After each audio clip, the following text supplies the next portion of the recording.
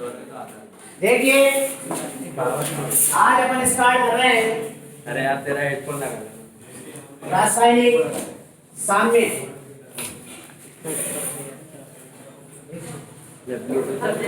रासायनिक साम्य में सबसे पहले अपन ने एक चीज बताई थी। रासायनिक साम्य में सबसे पहले अपन ने पढ़ा उत्क्रमणीय अभिक्रियाएं। उसमें अपन ने जवाब दिया ऐसी अभिक्रियाएं जो दोनों दिशाओं में चलती है, अर्थात जिनमें अभिकारक क्रिया करके उत्पाद बनाते हैं और उन्हीं परिस्थितियों में उत्पाद अभिकारकों में परिवर्तित हो जाते हैं। कौन सी अभिक्रियाएं कहलाती हैं? उत्क्रमणीय अभिक्रियाएं कहलाती हैं। और ये जो उत्क्रमणीय अभिक्रियाएं हैं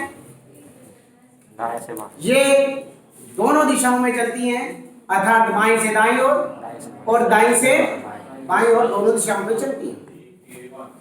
इनमें बताया अपन ने अभिक्रिया यानी कि वो अभिक्रिया जो यानी कि उत्क्रमणीय अभिक्रियाओं की वो अवस्था जिसमें अभिकारक क्रिया करके उत्पाद बनाते हैं। कौन सी अभिक्रिया कहलाती है?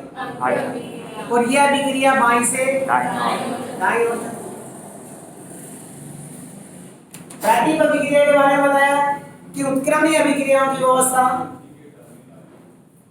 जिनमें उत्पाद अभिकारकों में परिवर्तित होते हैं प्रतीप या पश्चात अभिक्रिया कहलाती है। और यह अभिक्रिया हमेशा बाईं से दाईं ओर होती है। दाईं से बाईं ओर होती है। इधर से किधर होती है? दाईं से बाईं ओर होती है। ये बात भी समझ में आई। इसके बाद अपन ने पढ़ा था रासायनिक साम्य। इसमें आपको बताया कि उत्क्रमणीय अभिक्रियाओं की वो अवस्था जिसमें अग्र अभिक्रिया का वेग प्रतीप अभिक्रिया के वेग के बराबर हो जाता है, क्या कहलाता है? रासायनिक साम्य कहलाता है। यह बताया उत्क्रमणीय अभिक्रियाओं की वो अवस्था जिसमें दोनों ओर होने वाली विरोधी अभिक्रियाएं एक ही समय में समान गति से संपन्न होती हैं। रासायनिक साम्य कहलाता है। एक बताया था अपन ने कि उत्क्रमणीय अभिक्रियाओं की वो अवस्था जिसमें अभिकारक और उत्पाद का सांद्रण अपरिवर्तित रहता है, क्या कहलाता है? रासायनिक साम्य कहलाता है। इसके बाद अपन ने पढ़ा था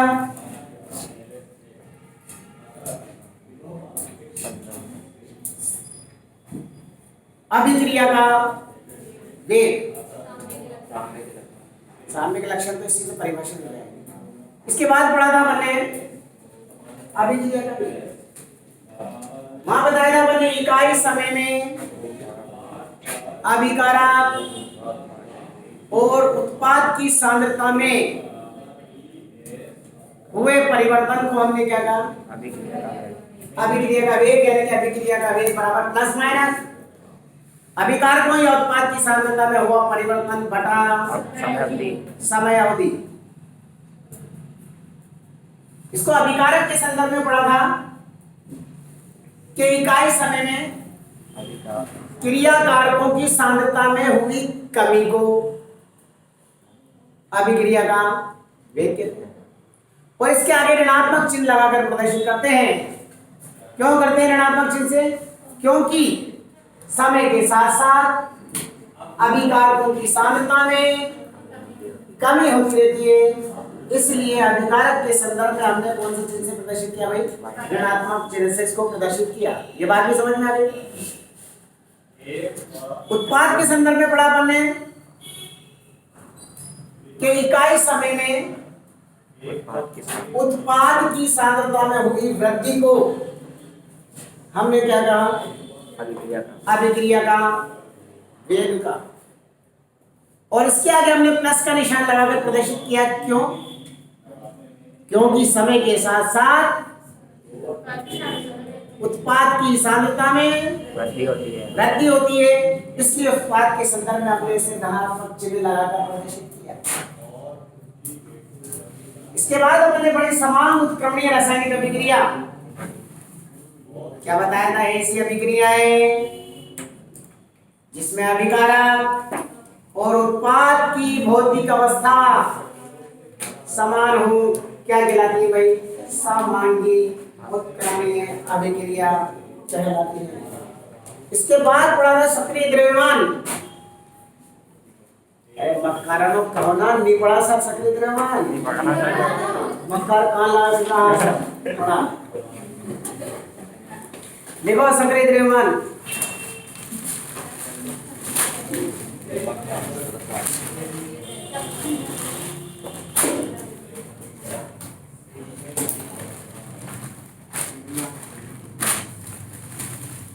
हेडिंग डाले आप सक्रिय द्रव्यमान। कल कुछ भी नहीं बताया था क्या इसके बारे में? हाँ, इसने मना कर दिया था, याद आया। क्या मत पढ़ाओ सर, मत पढ़ाओ, बहुत बढ़िया कल पढ़ेंगे। कल टेस्ट ले गया। अब ये के की जगह अब ये के नहीं रहे कि मतलब हाँ सर, मैं भी नहीं रहा। बस तो फिर कल टेस्ट। जब कोई के नहीं रहा, हाथ ले रहा है तैयार, तो फिर कल सक्रिय द्रव्यमान। देखो सक्रिय द्रव्यमान क्या होता है? तीसरी परिभाषा, उसके बाद द्रव्य अनुपाती क्रिया का हम पढ़ पाएंगे। सक्रिय द्रव्यमान होता है भाई इकाई आयतन में उपस्थित क्या? इकाई आयतन में उपस्थित। क्या? इकाई आयतन में उपस्थित। इकाई आयतन का मतलब समझ गए? निश्चित आयतन, जैसे 1 लीटर 500 ml 200 ml निश्चित आयतन। हाँ, तो क्या इकाई आयतन में उपस्थित क्रियाकारी पदार्थों की, किसकी? ग्राम अणुओं की संख्या को क्या कहते हैं? और सक्रिय द्रव्यमानों को हम बड़े ब्रैकेट में रखकर प्रदर्शित करते हैं। किसमें रखकर प्रदर्शित करते हैं? यानी कि क्रियाकार को या उत्पाद को हम बड़े ब्रैकेट के अंदर रखते हैं तो वो क्या कहलाएगा? समझ में आ गई? और यदि और अभिक्रिया में जितने अणु भाग ले रहे होते हैं, जैसे 3n2, तो उस बड़े ब्रैकेट के ऊपर घात 3 लगा देंगे। यानी कि क्रियाकारी पदार्थों के अणुओं की संख्या को हम बड़े ब्रैकेट में घात के रूप में प्रदर्शित करते हैं। तो सक्रिय द्रव्यमान क्या बताओगे? इकाई आयतन में उपस्थित क्रियाकारी पदार्थों की ग्राम अणुओं की संख्या को हम क्या कहते हैं? देखो सक्रिय द्रव्यमान। सक्रिय द्रव्यमान देखो इकाई आयतन में उपस्थित, इकाई आयतन में उपस्थित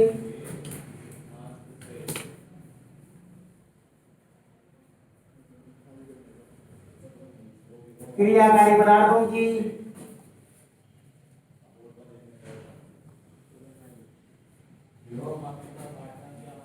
ग्राम अणुओं की संख्या को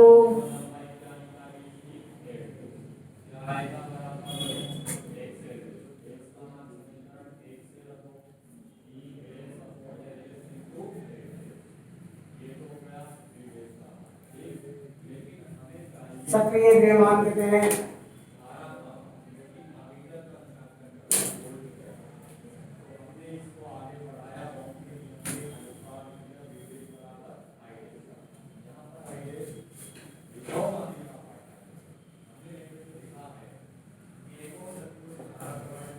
तथा सक्रिय द्रव्यमानों को बड़े ब्रैकेट में रखकर प्रदर्शित करते हैं।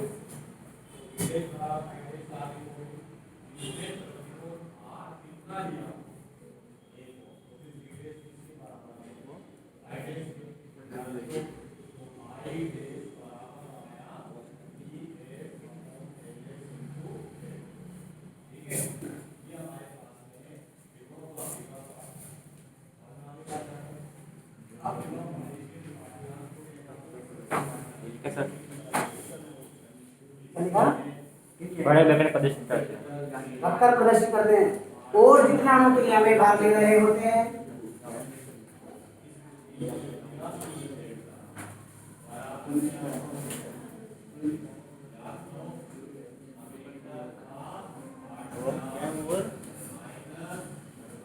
और जितने अणु क्रिया में भाग ले रहे होते हैं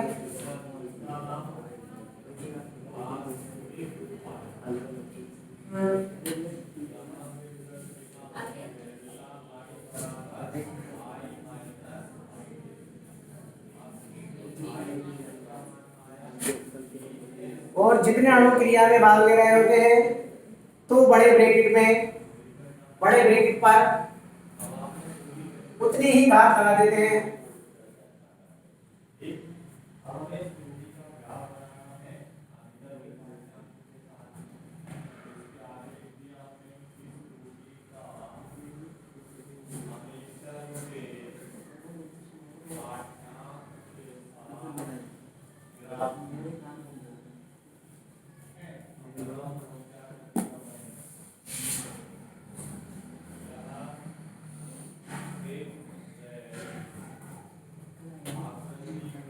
एक ही दो बातें समझे। अपन ने बताया इकाई आयतन में उपस्थित पदार्थ की ग्राम मोलों की संख्या, ये भी कह सकते हो, को हम क्या कहते हैं भाई, सफेद द्रव्यमान कहते हैं। तो सफेद द्रव्यमान पदार्थ बराबर क्या हो जाएगा, पदार्थ के मोलों की संख्या बटा विलयन का आयतन, पूरा लिख देते हैं, विलयन का आयतन लीटर। और पदार्थ के मोलों की संख्या कैसे निकालते हैं, पदार्थ की ग्रामों में मात्रा बटा पदार्थ का अनुपात। यहाँ मान रखो तो सफेद द्रव्यमान बराबर हो जाएगा, बोलो इसके क्या मान रखो, पदार्थ की ग्रामों में मात्रा बटा बोलो पदार्थ का अनुभार इंटू विलयन का आयतन।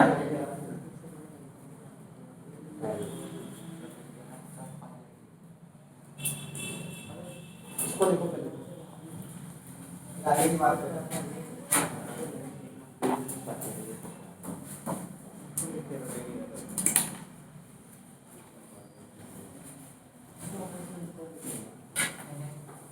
ऐसे लिखना है इसे,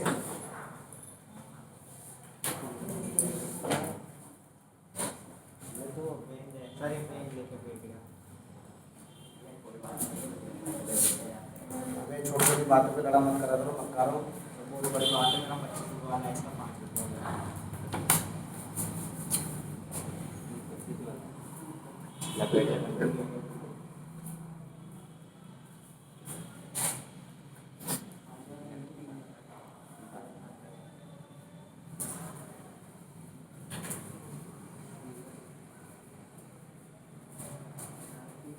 सक्रिय द्रव्यमान बराबर पदार्थ के मोलों की संख्या बटा विलयन का आयतन लीटर में।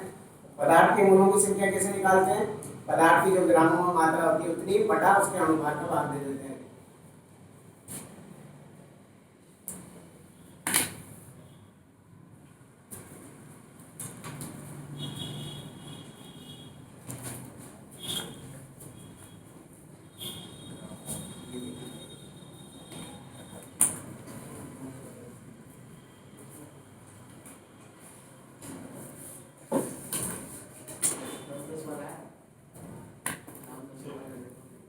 लिख देते भाई,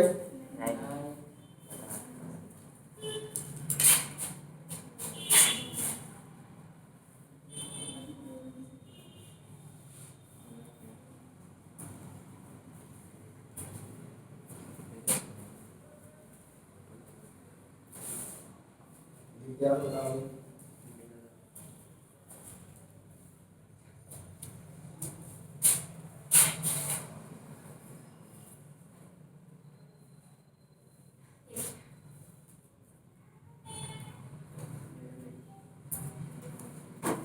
आप देखो, इधर देखो, अपन ने बताया कि सक्रिय द्रव्यमानों को बड़े ब्रैकेट में रखकर प्रदर्शित करते हैं, यही है। और जितने अणु क्रिया में भाग ले रहे होते हैं उस पर उतनी ही घात लगा देते हैं, ये लिखा ना। तो यहाँ नाइट्रोजन का सक्रिय द्रव्यमान को कैसे लिखेंगे हम, ये N2 लिखा और इसे बड़े ब्रैकेट में। H2 का सक्रिय द्रव्यमान कैसे लिखेंगे, 3 अणु है, घात ये लिखा ना, जितने अणु क्रिया में भाग ले रहे होते हैं उसके ऊपर उतनी ही। अमोनिया का सभी द्रव्यमान कैसे लिखेंगे? आ गई बात समझ? चलो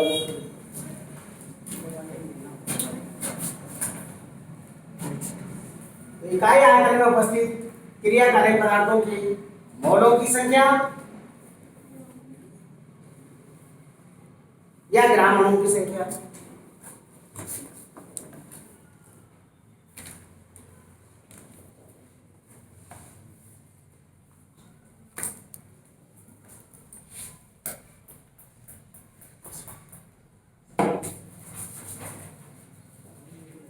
यार तुम्हारे सैनिटाइजर कहाँ सबके? टेबल में निकाल लो, बैग से निकाल लो, टेबल पर रखा करो, सब निकाल लो फटाफट और अपने अपने मुंह को छिड़क लो।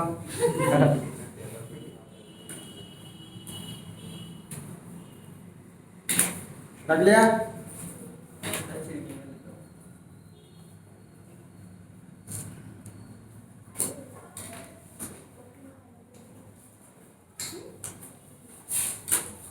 जल्दी से रख लो अपने अपने हाथों में,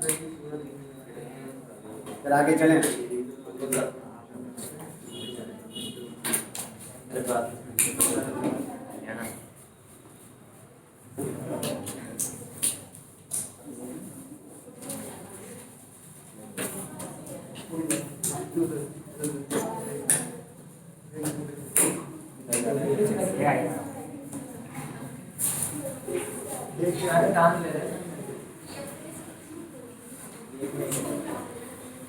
वेटिंग करने भाई। द्रव्य अनुपाती क्रिया का नियम। द्रव्य अनुपाती क्रिया का नियम। इसका नियम भाई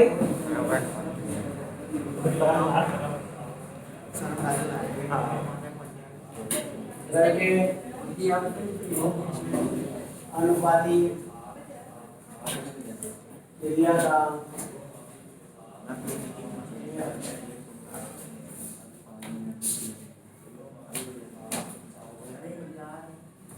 द्रव्य अनुपाती क्रिया का नियम। चलो लिख लो 4 लाइन इसके बारे में, फिर बताते हैं। देखो, किसी रासायनिक अभिक्रिया के साम्य पर, किसी रासायनिक अभिक्रिया के साम्य पर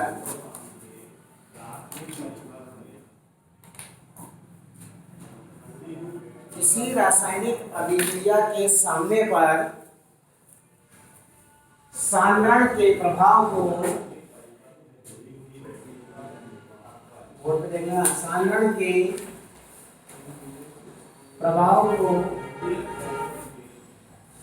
समझाने के लिए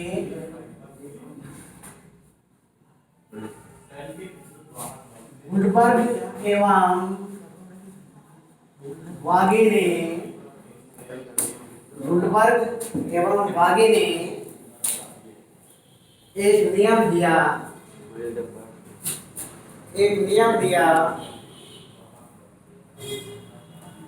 जिसे द्रव्य अनुपाती क्रिया का नियम कहते हैं। इसे द्रव्य अनुपाती क्रिया का नियम कहते हैं।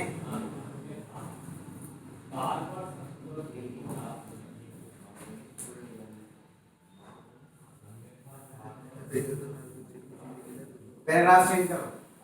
इस नियम के अनुसार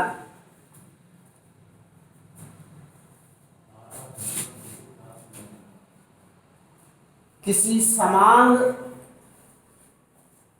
उत्क्रमणीय रासायनिक अभिक्रिया का वेग, कल पढ़ा था ना समान उत्क्रमणीय रासायनिक अभिक्रिया, फिर बार बार समान कर रहे हो, इसलिए पहले ही पढ़ाया था मैंने तीनों चीजें। किसी समान उत्क्रमणीय रासायनिक अभिक्रिया का वेग, किसी समान उत्क्रमणीय रासायनिक अभिक्रिया का वेग क्रियाकारी पदार्थों के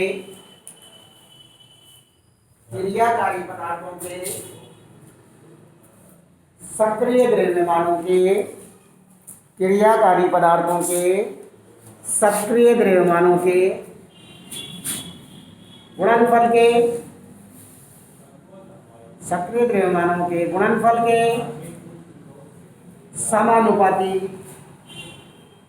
होता है।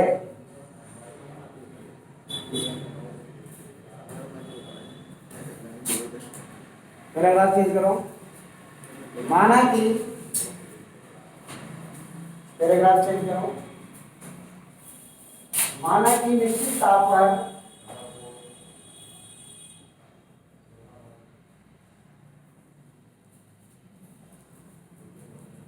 कोई रासायनिक अभिक्रिया, माने कि निश्चित तापमान कोई समान उत्क्रमणीय अभिक्रिया में लिखा, कोई समान उत्क्रमणीय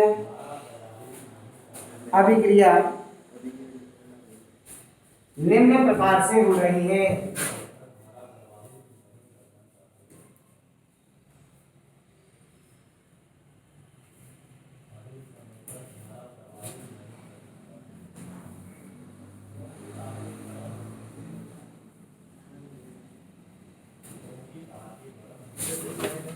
निम्न प्रकार से हो रही है। देखो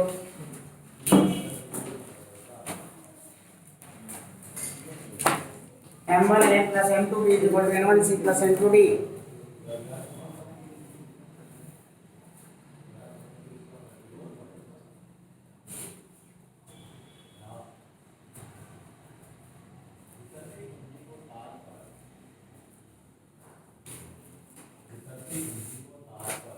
नीचे लिखो, यहाँ M1 में M2, यहाँ M1 में M2 अभिकारकों के अणुओं की संख्या है, अभिकारकों के अणुओं की संख्या है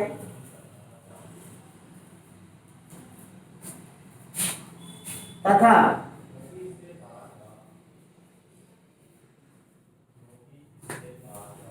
N1 में N2 उत्पाद के अणुओं की संख्या है।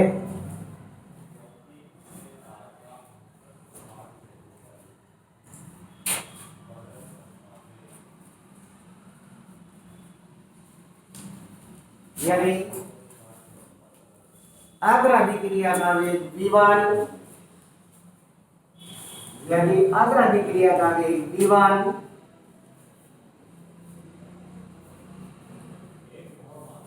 और प्रतीक अभिक्रिया का वेग V2 हो,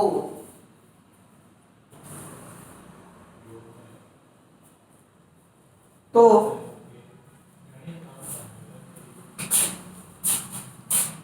बस अब लिखना बंद करो। बोर्ड पे देखो, द्रव्य अनुपाती क्रिया के लिए गुल्बर्ग और बागे नाम के दो वैज्ञानिक थे। उन्होंने इस बात को समझाने की कोशिश की या इस बात को समझाया कि यदि यहाँ A और B की मात्राओं को बढ़ा दिया जाए तो इस रासायनिक अभिक्रिया की साम्य अवस्था पर, यानी कि V1 बराबर V2 है ना, साम्य अवस्था में होता है, तो इस अभिक्रिया पर क्या प्रभाव पड़ेगा, उसके साम्य बिंदु पर क्या प्रभाव होगा, और यदि A और B की मात्राओं को कम कर दिया जाए तो इसके सामने बिंदु पर क्या प्रभाव होगा, उस चीज को समझाने के लिए गुल्बर्ग और बागे ने एक नियम दिया जो द्रव्यानुपाती क्रिया का नियम कहलाता है। नियम क्या बताया इसने कि किसी समान उत्क्रमणीय रासायनिक अभिक्रिया का वेग, समान समझ गए, जिसमें अभिकारक और उत्पाद की भौतिक अवस्था समान, किसी समान अभिक्रिया का वेग समझ रहे, इकाई आयतन में उपस्थित और अभिक्रिया का वेग समझ रहे, प्लस माइनस अभिकारक या उत्पाद कणों की संख्या बटा विलयन का आयतन, यही पढ़ा था अपन। अब सुनो, ध्यान देना, अब अपन क्या बता रहे हैं यहाँ पर, अभिक्रिया का वेग क्या बताया था अपन, अभिक्रिया का वेग इकाई समय में उपस्थित क्रियाकारक या उत्पाद की सांद्रता में हुए परिवर्तन को अभिक्रिया का, अभिकारक के संदर्भ में क्या आ जाएगा माइनस, और उत्पाद के संदर्भ में क्या आ जाएगा। अब देखो, ये कह रहा है किसी समान उत्क्रमणीय रासायनिक अभिक्रिया का वेग क्रियाकारी पदार्थ, अगर अग्र अभिक्रिया है तो क्रियाकारी पदार्थ ये और भी हो गए, और अगर प्रदीप अभिक्रिया है तो क्रियाकारी पदार्थ सी और डी होगा। तो एक रहा है किसी रासायनिक अभिक्रिया का वेग क्रियाकारी पदार्थों के सक्रिय द्रव्यमानों के, इनके सक्रिय द्रव्यमानों के गुणनफल के समानुपाती होता है। इसे क्या कहा?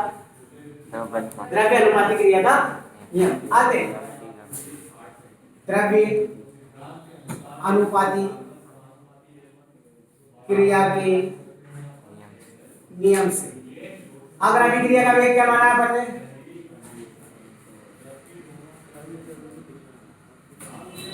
V1 ये माना है ना, प्रोपोर्शनल टू। अगर अभिक्रिया है तो क्रियाकारी पदार्थ क्या होगा? A का सक्रिय द्रव्यमान इनटू ये पढ़ा ना, क्रियाकारी पदार्थों के सक्रिय द्रव्यमानों के गुणनफल के। तो V1 बराबर क्या होता है? K इनटू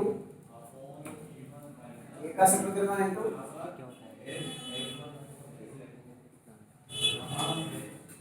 समीकरण नंबर। प्रतीप अभिक्रिया का वेग क्या हो जाएगा बोलो?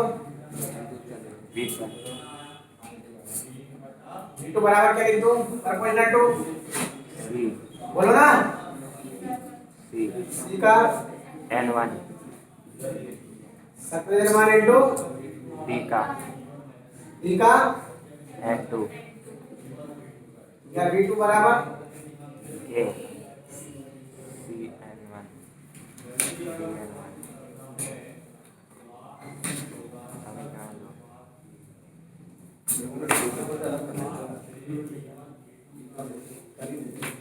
इसे केवल मान लो। इसे यहाँ केवल क्या है भाई? अग्र अभिक्रिया का नितांत और यहाँ K2 क्या है?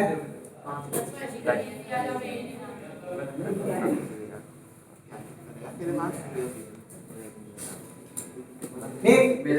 अब साम्य अवस्था में क्या होगा? V1 बराबर V1 का मान रखो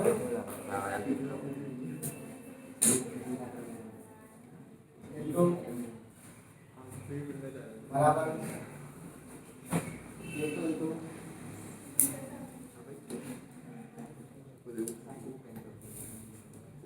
ठीक। यह केवल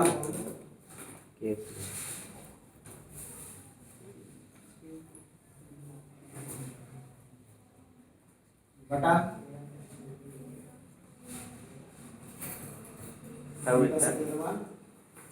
केवल अपन केटो में नया नियतांक देते हैं।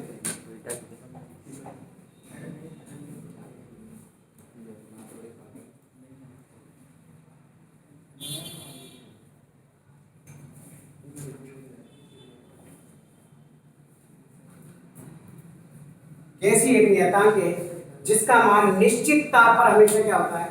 निश्चित होता है। ये कह रहा है A और B की सांद्रता वो कितना ही बढ़ा लें या कितना ही घटा लें, लेकिन Kc का मान हमेशा क्या रहेगा? स्थिर रहेगा। ये बात किसने बताई? अगर इसकी मात्राओं को बढ़ा दिया जाए तो Kc तो निश्चित रहेगा, लेकिन उत्पाद की मात्रा बढ़ जाएगी। और यदि A और B की मात्रा को कम कर दिया जाए तो भी Kc की मात्रा निश्चित रहेगी, लेकिन उत्पाद कम मात्रा में बने। कैसे होगा? पहले ये नियम और इसका डेरिवेशन आ गया अच्छी तरह से। अरे मुझसे तो बोलो। हाँ लिखो फटाफट।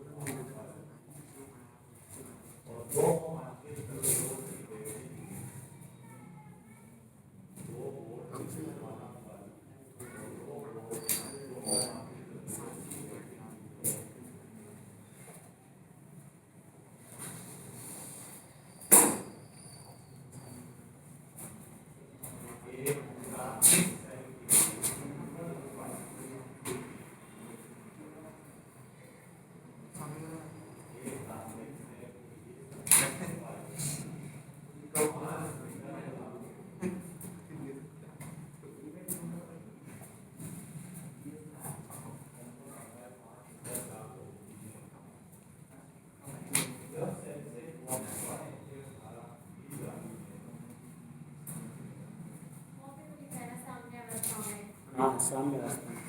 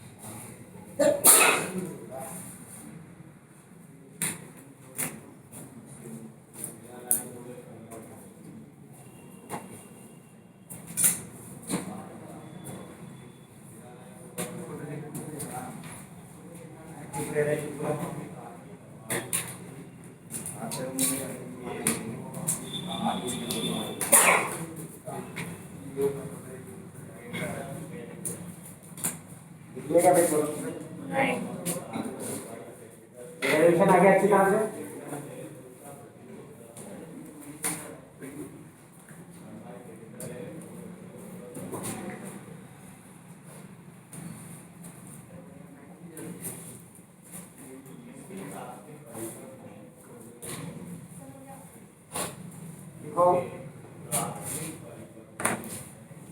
देखो कैसी एक नियतांक है,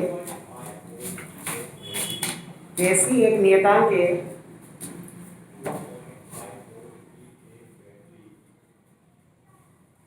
जिसका मान निश्चित ताप पर निश्चित होता है। निश्चित ताप पर क्या होता है? निश्चित होता है।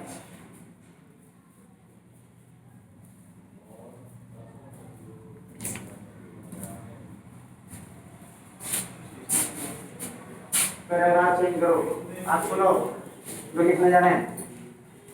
यदि हम ए और बी की मात्रा को बढ़ा दें तो साम्य नियतांक केसी के मान पर कोई भी प्रभाव नहीं होगा, लेकिन जब ए और बी बढ़ेगा तो साम्य बिंदु वाई से दाईं ओर स्थापित हो जाएगा, जिससे सी और डी भी उसी अनुपात में बन जाएगा, यानी कि उत्पाद अधिक मात्रा में बनेगा। तो जितनी मात्रा में ये बढ़ा था उतनी मात्रा में ये बढ़ गया, तो केसी का मान वापस क्या हो गया? स्थिर हो गया। आगे बात समझ में। और यदि इसकी मात्रा को कम कर दिया जाए तो ये भी कम हो जाएगी, ये कम हो जाएगा तो साम्य बिंदु दाईं से, जिससे एक उसी अनुपात में कम हो जाएगा, केसी का मान स्थिर हो जाएगा। लेकिन ए और बी की मात्रा को कम करने से उत्पाद सी और डी भी कम मात्रा में बनेगा। आगे समझ में। नीचे देखो, यदि उपरोक्त अभिक्रिया में ए व बी की सांद्रता को बढ़ा दिया जाए,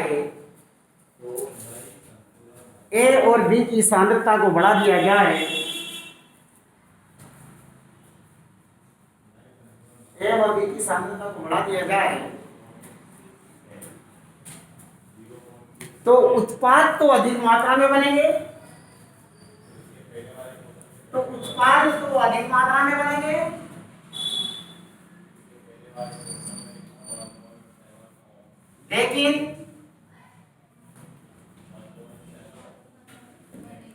लेकिन केसी के मान पर कोई प्रभाव नहीं होगा।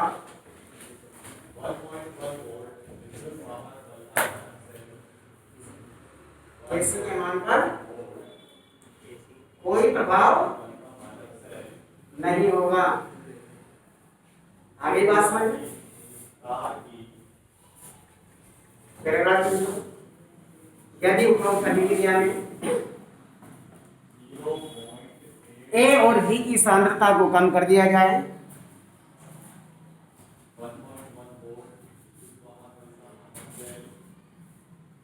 तो उत्पाद कम मात्रा में बनेंगे, तो उत्पाद क्या होंगे भाई? लेकिन